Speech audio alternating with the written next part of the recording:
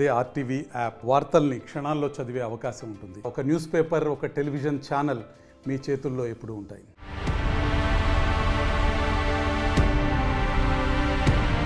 బిహార్లో కొత్త పార్టీ పురుడు పోసుకుంటోంది. గాంధీ జయంతి రోజున 1 కోటి మందితో కొత్త పార్టీ ఏర్పాటవుతుందని ప్రముఖ రాజకీయ వ్యూహకర్త ప్రశాంత్ కిషోర్ ఇప్పటికే ప్రకటించారు. అయితే ఈ పార్టీ ప్రశాంత్ కిషోర్ పెడుతున్నది కాదని, 1 కోటి మంది బిహార్ ప్రజలు పెడుతున్న పార్టీ అని తాజాగా క్లారిటీ ఇచ్చారు పీకే. జనసురాజ్ క్యాంపెయిన్లో భాగంగా గత 2 ఏళ్లుగా ఆయన బిహార్లోని పలు చోట్ల పాదయాత్ర నిర్వహించారు. వేలాది మంది కార్యకర్తలు ఇప్పటికే జనసురాజ్లో భాగంగా ఉన్నారు. కొత్తగా ఏర్పడే పార్టీ పేరు కూడా జన్ సురాజ్గా ఉండబోతుందని తెలుస్తోంది.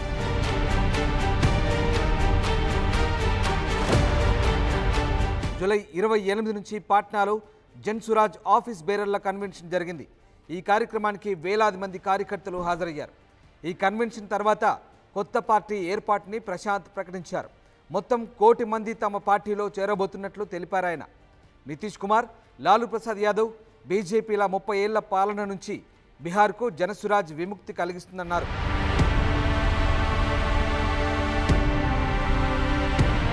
అక్టోబర్ 2న పార్టీ ఏర్పాటుకు ముహూర్తంగా నిర్ణయించారు పీకే. ఈలోపు పార్టీ ఆఫీస్ బేరర్లతో మరో 7 కన్వెన్షన్లు నిర్వహిస్తారు. వచ్చే 2 నెలల్లో 1,50,000 మంది జనసురాజ్ ఆఫీస్ బేరర్లతో పార్టీ ప్రాధాన్యతలపై చర్చిస్తామన్నారు. పార్టీ ఏర్పాటులోగా 1 కోటి మందిని సభ్యులుగా చేరుస్తామన్నారు పీకే. అయితే పార్టీలో తాను ఎలాంటి హోదాని ఆశించడం లేదని కుండబద్దలు కొట్టారాయన. రాజకీయ వ్యూహకర్తగానే జనసురాజ్కు సేవలు అందిస్తానన్నారు. జేడీయూ, బీజేపీ, ఆర్జేడీల దుర్మార్గపు పాలనకి చరమగీతం పలకడమే కొత్త పార్టీ ప్రధాన లక్ష్యమన్నారు ప్రశాంత్ కిషోర్.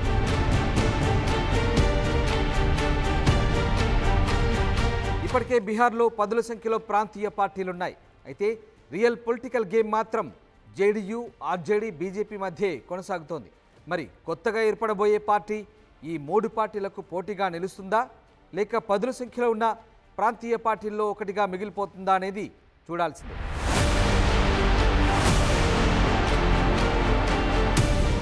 మరిన్ని వీడియోస్ కోసం ఛానల్ ని సబ్స్క్రైబ్ చేయండి. లేటెస్ట్ అప్డేట్స్ కోసం వాట్సాప్ ఛానల్ ని ఫాలో చేయండి.